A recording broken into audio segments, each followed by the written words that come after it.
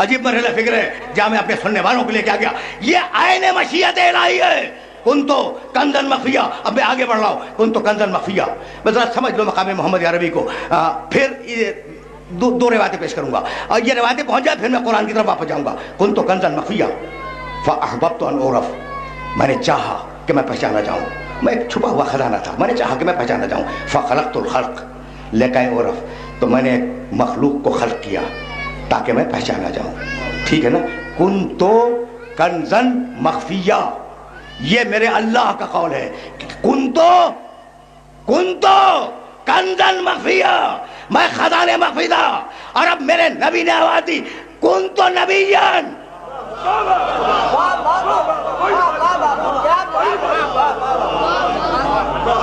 کن تو نبیان و آدم و بین الماء و الطین. میں اس وقت بھی نبی تھا کہ ابھی آدم کا پتلا بنا نہیں تھا. اب ملا کو موقع مل گیا. کہنے لگا اس وقت نبی نہیں تھے, علم الہی میں نبی تھے.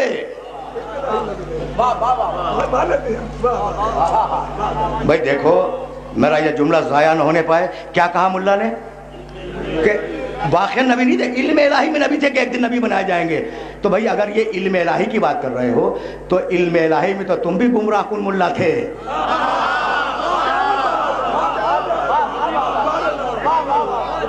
نہیں, علم الہی کی بات نہیں ہو رہی ہے. کن تو نبیان. میں نبی تھا, آدم کا پتلا نہیں بنا تھا. اور نبی ہو نبوت نہ کرے ممکن نہیں ہے.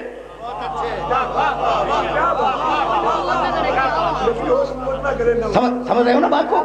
ذرا بات میں نے بڑی نامانوسی شروع کی ہے لیکن نتیجے تک پہنچتا ہے. نبی ہو اور نبوت نہ کرے ممکن نہیں ہے. اب بتلاؤں, آج میرا جی جہاں گیا کچھ روایتیں تو میں ہدیہ کرتا جاؤں. پیغمبر اکرم فرماتے ہیں کہ کننا نورن مطبقاً بین ید اللہ. ہم ایک نور کی صورت میں عرش الہی کے چاروں طرف چکر لگا رہے تھے کہ اتنے میں اللہ نے فرشتوں کو خلق کیا. جب فرشتوں کو خلق کیا تو استعظموا امرنا. فرشتوں نے جو ہمارے نور کو دیکھا تو ہمیں رب سمجھا. بھائی فرشتے کی نگاہ عصمت ہے, دھوکہ نہیں کھاتی. لیکن اتنے قریب تھے کہ انہیں بھی دھوکہ ہو گیا. سمجھ رہے ہو نا بات کو. اچھا بھائی رکے رہو ذرا آرام سے سنو. جس طریقے سے آج بول رہا ہوں نا ویسے سنو. ہم نور کی صورت میں عرش الہی کے چاروں طرف چکر لگا رہے تھے. جب ہم چکر لگا رہے تھے تو پھر اتنے میں فرشتے خلق ہوئے. جب فرشتے خلق ہوئے تو فرشتوں نے ہمیں دیکھا, استعظموا امرنا, اور وہ ہمیں رب سمجھنے لگے. فرشتوں نے کہا نہیں ہے, سمجھنے لگے. اچھا تو کہا نہیں, دماغ میں ہے, دل میں. یہ محمد کو کیسے پتا چل گیا؟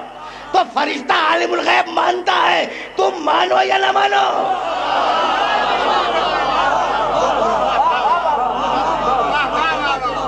سمجھ رہے ہو؟ یعنی عجیب و غریب مرحلہ فکر ہے نا. اچھا بھائی سنتے جاؤ. اس لیے کہ یہ روایت طویل ہے اور میں اس کا صرف پورشن لفظ کروں گا پھر جاؤں گا مقام محمد کی طرف. اچھا تو جب ہم نے یہ دیکھا, پیغمبر فرماتے ہیں کہ فرشتے ہمیں رب سمجھنے لگے ہیں تو سبحنا فسبحت الملائکہ. ہم نے اپنی زبان سے کہا سبحان اللہ, تاکہ اللہ پہچانا جائے. جب ہماری زبان سے نکلا سبحان اللہ تو فرشتوں نے کہا سبحان اللہ. حل اللہ فحللت الملائکہ. ہم نے کہا لا الہ الا اللہ, فرشتے بولے لا الہ الا اللہ. تو فرشتوں کو کلمہ سکھلایا ہے میرے محمد نے. فرشتہ میرے محمد کا استاد نہیں ہے.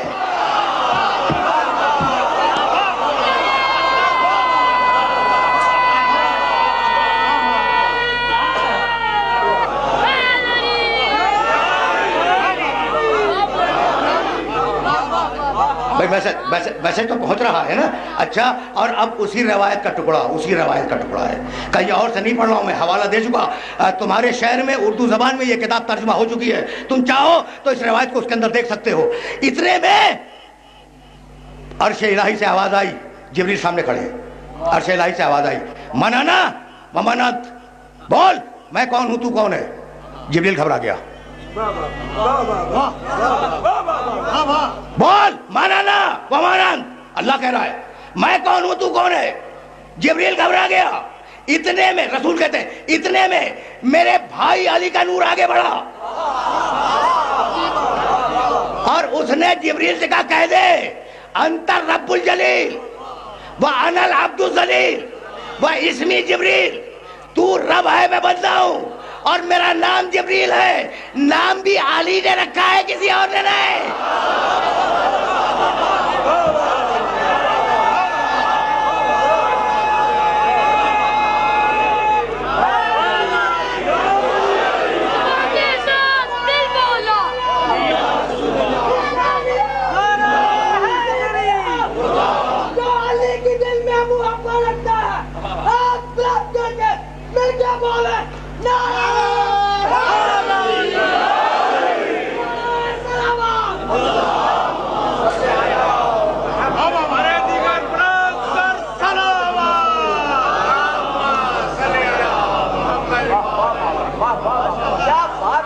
یعنی میں آج تک مسلمانوں کے عقیدے میں دوہرے معیار کو سمجھ نہیں سکا کہ وہ فرشتہ جو علم میں آدم جیسے چھوٹے نبی سے ہار جائے وہ محمد کا استاد کیسے بن گیا.